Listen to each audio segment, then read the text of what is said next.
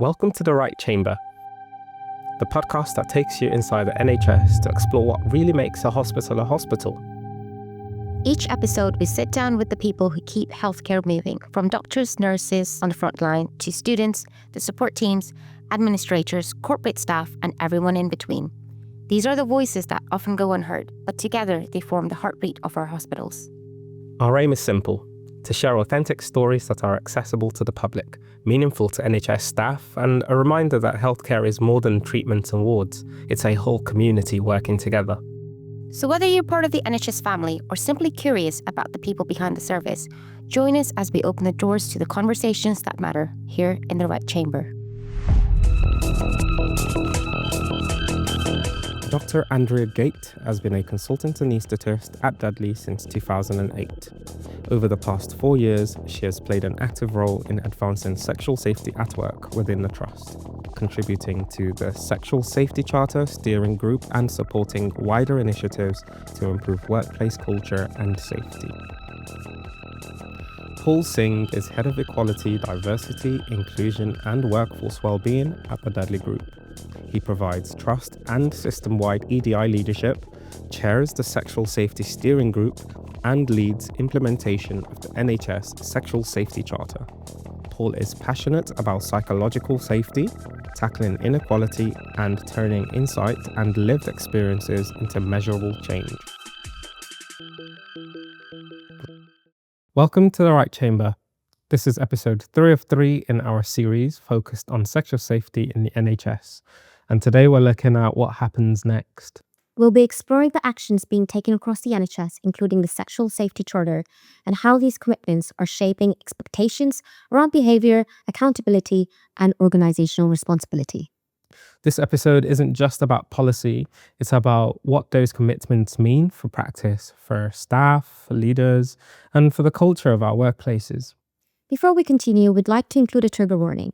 This episode discusses topics related to sexual harassment and inappropriate behaviour in the workplace, which some listeners may find distressing.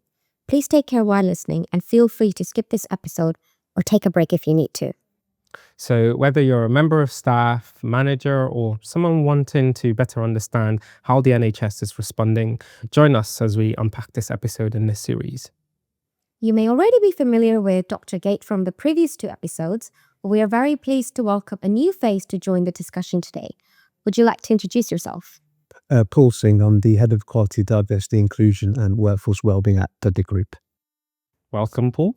Welcome. And today we're going to talk about what's being done about the sexual safety issues in our trust.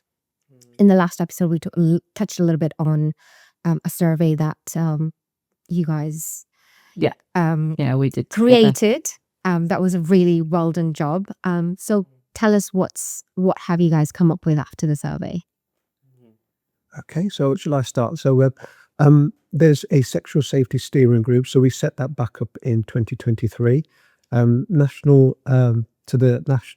NHS England set a charter, a template charter back in September 2023.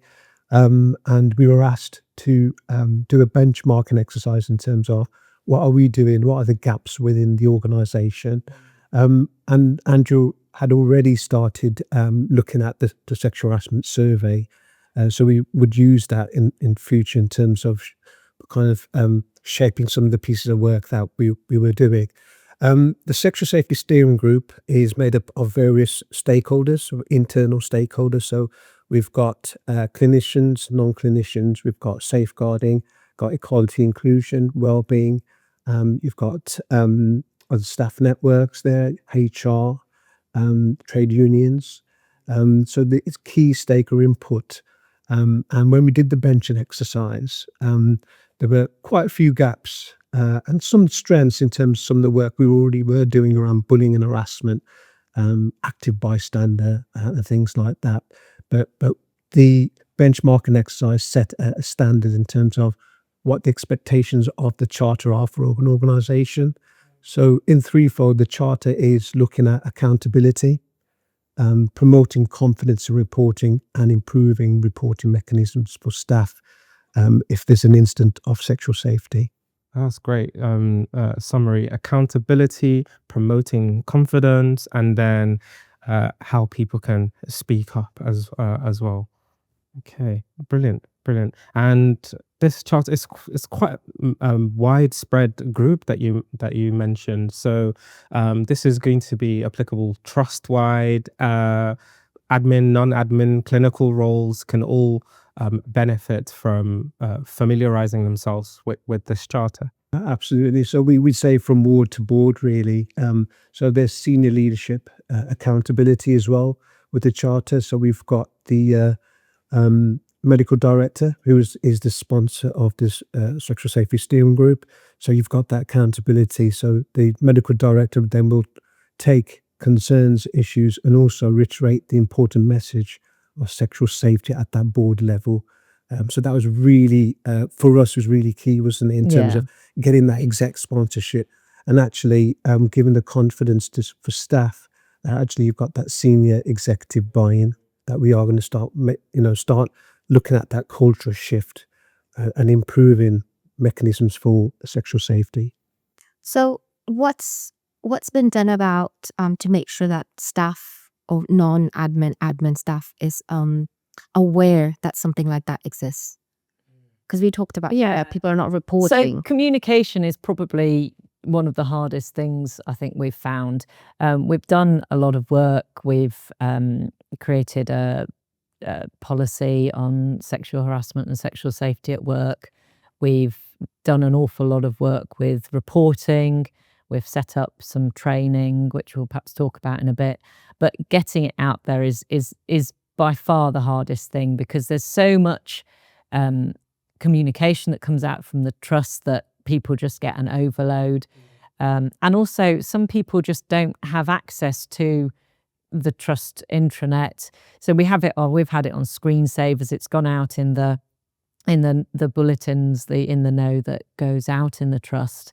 But it's trying to be inventive and find ways to get it out to people that don't engage or can't engage with the trust communications. So we're still looking at, we talked about this in our meeting only yesterday, actually, that we're going to look at putting more posters out and in like changing rooms just with information on. We've got our tagline is "It's never just a joke." So that's going to be on all the posters with a QR code where you can get to the wellbeing page and the sexual safety page on the hub, but you don't have to be on a trust computer to get to it, which provides information and support. So we're looking at going out to huddles. We've been in the junior doctors. We've been talked about in their forum and in the junior doctors newsletter. But getting all this information, that the stuff that we're doing, making sure people know about it is, I think, the hardest thing, isn't it, Paul? It is, and I think we have started to socialise the charter. Andrea mentioned the sexual misconduct policy we launched last year. So it's that engaging with various division departments, teams. We're very fortunate we've got good relationship working with the wellbeing team, the Guardians. You've got the Freedom to Speak Up Guardians, and so improving that engagement. We do Walkabouts as an equality and inclusion team with our organisational development team. So we do try to do as much as we can across the organisation. We've got several sites, haven't we, as well? So we talked about improving that as what's going on the other sites, just to let staff know who they can speak to. And we've got safety guardians. So we are looking at actually named people that colleagues can go to, so trusted people, give them a bit more confidence. And so that it is difficult, but we are trying to do as much as we can in terms of engaging with our staff at all levels. Really, it's really, really important. And I think with the "It's Never Just a Joke" campaign and the strap line, I think that has helped us to increase engagement, because that campaign was on terms of, we often hear, it was only a joke, it's only banter, but actually we know that language is minimized in terms of some of these concerns and issues. So the importance of that campaign was engagement, building confidence, and actually we are here to listen, and actually we will take these concerns very seriously. That's great to see. And it's like, I love that it's not just this pushing out campaign, but you're actually going to the huddles, you're Yeah. actually, going where this information is needed, and also making it accessible. So you're not it's not just on, your trust computer, but even if it's Yeah, yeah. your phone or, you mentioned the different websites, people can connect to learn that, yes, there is help available and this is how you can.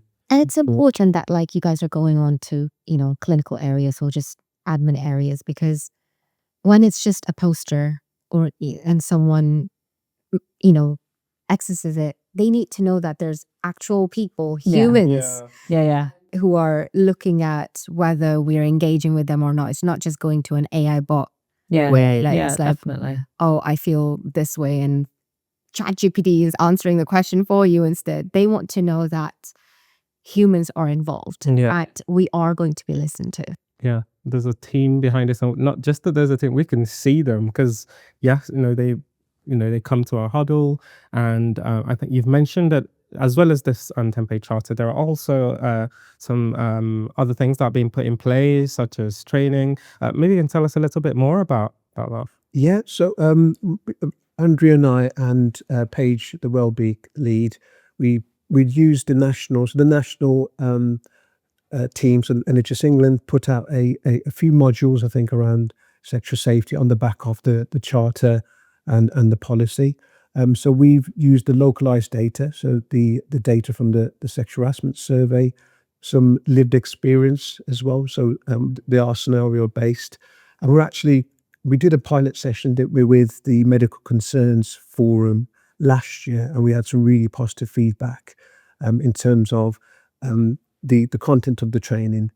So it's very much scenario based. It talks about legal definitions. It talks about the support we offer, and actually what can line manage to do in terms of having that well-being conversation with somebody who raises or does a first disclosure, for example, that this has happened to them. So we provide that guidance within the training. I think we share case studies I've mentioned and scenarios, and it's not just around it happening on a hospital site. There's scenarios where it happens in the community. So when staff People are very vulnerable, absolutely very vulnerable, when staff are going out in the community where they may have patients who maybe subject them to harassment, bullying, or something of a sexual nature. So we do highlight that as well. So we're going to officially launch the training now, and there's a planned rollout for a year for the next 12 months. So we're going to be doing a 1-hour session each month. And I'm pleased to say, actually, the session we've got planned for this month, we've already got 67 people booked on. Wow. And that was people coming forward just to say, yes, I'm interested. And we've got managers, line managers, admin staff, board clerks, middle managers on that session. So it's the message is getting out there that we are going to be taking this seriously. We've got this training that we encourage you to come on. Encourage your departments, your teams, your managers to come on, because it's such an important issue. Yeah, we're very pleased with that. With the engagement, with the training we've set up. I mean, we're hoping later on this year that it, I think from NHS England, the part of it is going to become part of mandatory training. But the fact that we've had this much engagement before it's mandatory, it shows that there's a will out there to find out more and to change it and to be involved, which is great. We also do, Becky Cook does the active bystander training, which is another really important aspect to it, I think, that what you can do if you witness something, how to become an active bystander is the current key phrase, rather than just a witness. If it's safe to do so, how can you speak up, or how can you support that person at the time or afterwards, and the rest of the team. So we do offer that training as well. So again, it's getting the word out there and getting people to come and do it. And then the other training, the Train the Trainers course I went on recently to look at this culture training in departments. That is the next thing I think we're going to talk about, how we can go out to departments and start doing some training there. The sexual safety training that we're running every month, we will also take to departments. If there's a group of people that want us to come, we'll happily do that. I like the idea about like the active bystander training, because I was in London Tube and there was a poster about if you see someone being harassed, just pretend to be their friend. Yeah. And then divert that conversation to make them feel safe. Yeah. Perpetrator will just step back on their own. So it's just little steps like this sometimes. Like, even if you don't know someone, just know that someone looks. It's like the feral auntie movement, isn't it? That if you see a young girl being, harassed or something, as you can take a role as an aunt or whatever, and just go up and pretend you know them. And by having some support, young girls that are told to look for a mother, somebody with children, or another female if they're being harassed by a male on the street, and that you can, there's a growing movement of, of women saying, yeah, if any girl comes up to me, I will be your aunt. But it shouldn't just be women. Like, I know, but men and the reality is, there are a lot of men who you could do that to, but you don't know who they are. So what do you do? It's asking for too much. Yeah, I think. Well, no, because the reality is there are lots of men you could do that to, but if you don't know them, you don't know that. Yeah, and that is the problem.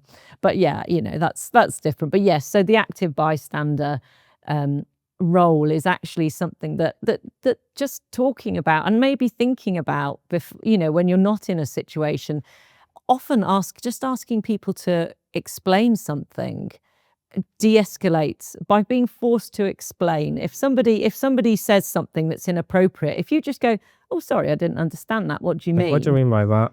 That by being forced to take a step back and explain it. No, sorry, I still don't see why that's funny. I think there's also that part where like people, an active bystander, when they see someone being harassed and that person who's, in that situation, just is stood still. Yeah. Not saying anything, not doing anything. Rabbit in the headlights. And they, you could just be like, well, they're not reacting, so it's fine. You, like, from experience, you don't know what to do, because your mind's thinking like, is this happening? Is this person really saying all these things to me? So for someone to go up and say, are you all right? Like, oh, I was just about to go get coffee. Like, oh, are you coming too? Like, oh, what's going on? Like, just break the conversation, because that breaks that spell. And to say to someone afterwards, that made me feel really uncomfortable. Were you all right with that? Did you make... Because I've been in so many situations where someone says something and you smile and laugh, and inside you're thinking, oh my God, that's not an appropriate thing to say. But you look around and everyone else is kind of smiling and laughing, and you're like, oh, maybe it's just me. And if somebody had come up to me and said, that made me feel really uncomfortable, are you all right? I'd have gone, oh God, no, that made me feel really uncomfortable too. But because everybody else is the same, like, oh yeah, very funny, you don't know. But the reality is, if you're uncomfortable, there's almost certainly somebody else in the room who's going to be uncomfortable. And even if you don't feel confident enough to say anything at the time, and saying something at the time also feels uncomfortable. And I think that's part of all this, is we have to accept and to understand that it's okay to feel uncomfortable while you say something, but it doesn't mean you shouldn't do it. But you can go up to someone afterwards and check in with them, and and if they also felt uncomfortable, sometimes just knowing somebody else felt that is enough. Sometimes you want to take it further, and that's also fine. It's nice to know that. Well, it's comforting to know that, oh, it wasn't just me. I'm not the bad person, the overthinking or just taking things out of hand. Someone else felt that this was inappropriate. Yeah. So I should do something about it, because I felt this was inappropriate. Yeah. So I think that helps. Yeah, and that's why training like that will be helpful, because it's not everyone that will have that immediate instinct of knowing what Yeah. to do in that situation. Just like someone who has been, who's feeling uncomfortable, their reaction might be to actually freeze and Yeah. I don't know what to do. Yeah. Similarly, Very common. someone who's near to them, they might have the same kind of, oh gosh, this is such an awkward situation. I don't know what to say. I don't know what to do. But a training like this, being an active bystander, where actually it can equip people to have different methods of Yeah. breaking up conversation, asking, what do you mean by that? Just giving different tools in people's arsenal to use in that moment of, oh gosh, I don't know how to respond to this. I don't quite know what to do. So that will go a really long way with that kind of training, and then bringing it to the different departments and the teams as well. That's really good. Yeah, and the active bystander training can also be brought to the departments. Becky will do that if they want that. So the mandatory training, will this be like a yearly thing? Like, would you have to do it like every 6 months? The mandatory training is usually annually. So Annually or 3 yearly, depending. it depends. Like your safeguarding would be annually, information governance. So I think the direction is that sexual safety will be mandatory for an annual basis. So, but what we want to do is we're going to continue to roll out the training. Yeah. And we're going to strengthen it as well with looking at how do we support first disclosure. And how do we set up? So what we do is, if there is first disclosure reporting mechanisms and an incident does come in, we have a decision-making group. So that would be some of us involved in that steering group. So the various disciplines like HR, safeguarding, well-being, and so we will.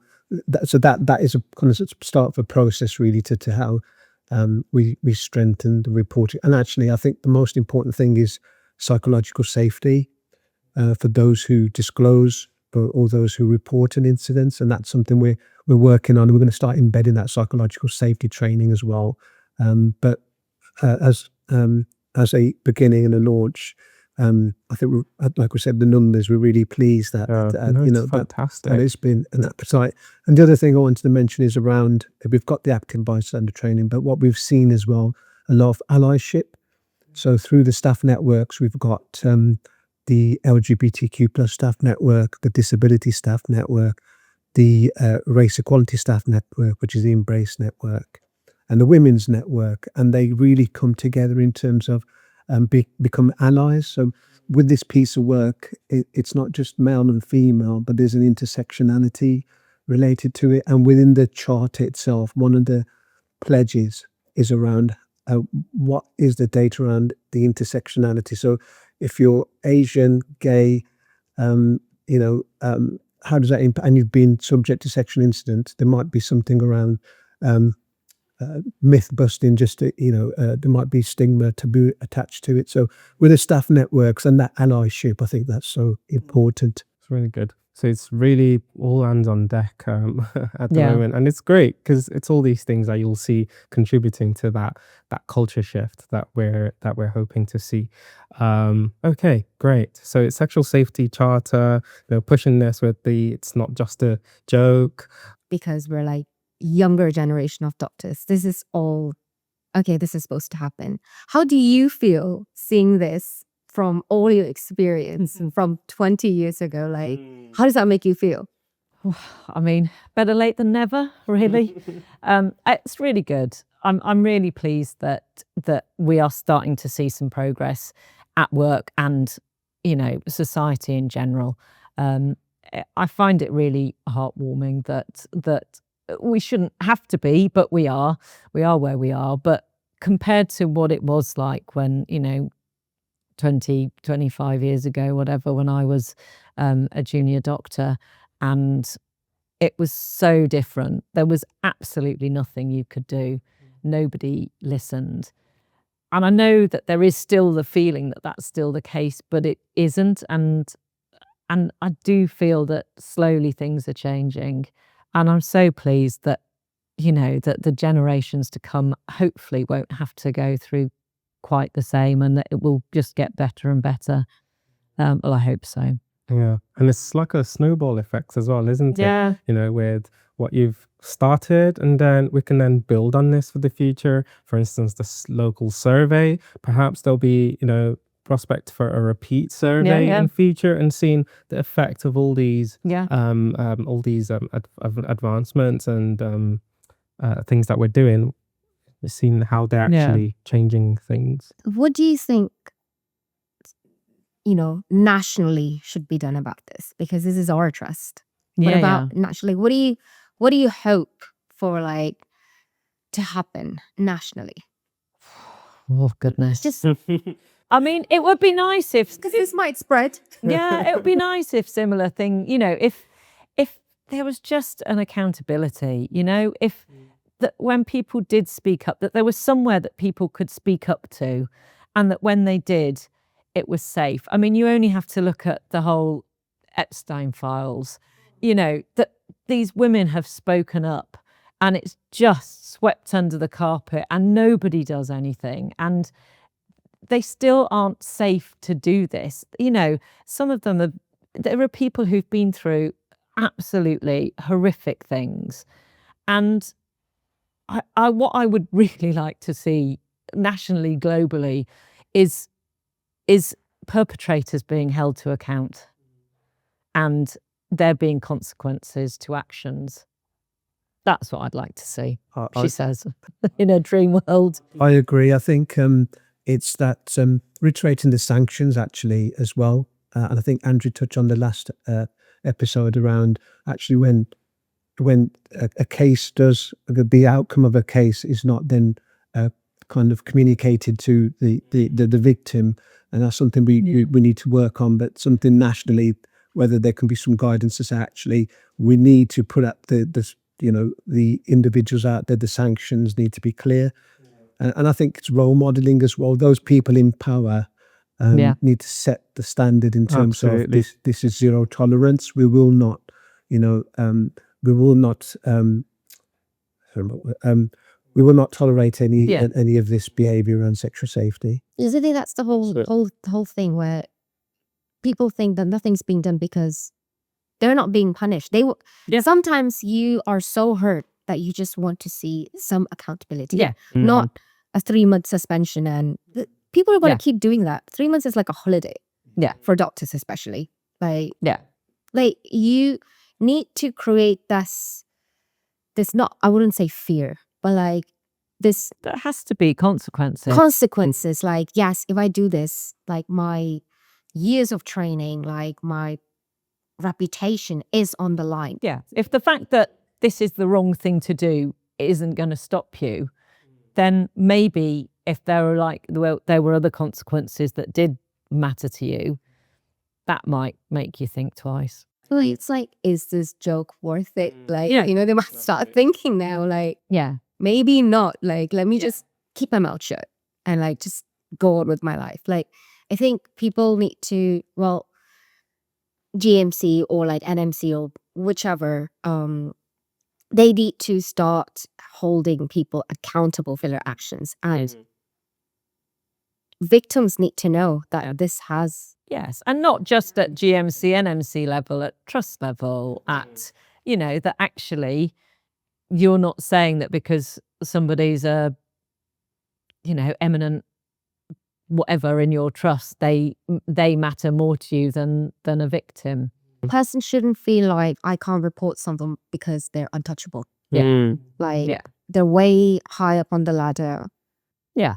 No one's going to believe me because I'm way down the ladder. Yeah. And I think there's this idea that why would you care when I'm disposable, but this person isn't? Yeah. So there needs to be a change around that instead. Yeah.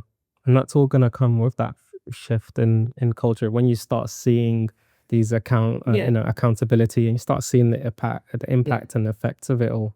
Are there any final thoughts before we again just signpost our listeners a little bit as to who they can go to seek for help and support if they happen to find themselves in any of these situations? Any final thoughts? Well, I mean, thank you for having us on these episodes. It's really important topic, as you, I'm sure, have gathered. It's something I feel very passionately about, that any way that we can get people talking about this, I just think is really important. And I just, if one person listening thinks, feels confident enough to report something or to speak up or to go on the training, then that's great. The job is done. Yeah, I think so. Absolutely. Brilliant. Yeah, I agree. I turn in, we will continue to roll out. It's never just a joke campaign. So we will hope that we'll engage further. Like we said, we're going to go across sides, divisions as well. But just to reiterate that we are here to listen, to support anybody who's got a concern of sexual safety. Yeah, brilliant. And just on that note, where can people go to for help in their local teams? Yep. So you can always go to your line manager. If you're a junior doctor, your educational supervisor or your college tutor. If you don't feel safe or that you'd be listened to within that, there's the Freedom to Speak Up champions and the Freedom to Speak Up guardians in this trust and in every hospital trust. And then there's the wellbeing team. We've got a page on our hub, but you don't need to be on a trust computer to access it. Where there's all sorts of help and support you can find. And then there are many national organisations that can help you. But do try and find someone, even if it's a friend, even if it's a colleague that you do trust, find someone to talk to, and then maybe just between the two of you, you can find a route to report something. But even if you don't want to report it, sometimes just talking to someone helps. Yeah, absolutely. Sometimes just need someone to go with you. Yeah, absolutely. But I'm always available. We've got a really good team here at Dudley who are here to support anyone and to listen. Thank you so much again, Andrea. Thank you, Paul. It's lovely having you both on the podcast. Lovely to be here. Thank you again to all our listeners, especially those who've stayed with us through the series. Well done to you all. And we really appreciate your engagement. Do comment, like the post, as much as you're comfortable sharing. Do engage with us. And if you'd like to take part in these podcasts, do feel free to engage the RGUC team, and we'll be sure to get in touch with you. All right. Thank you very much for listening, and goodbye. Remember to stay connected with us on social media. Follow us on Instagram and TikTok at RGUCMS, and subscribe to our YouTube channel, RGUC Media, for more exclusive content and updates. Thanks for tuning in to the Right Chamber podcast. Until next time.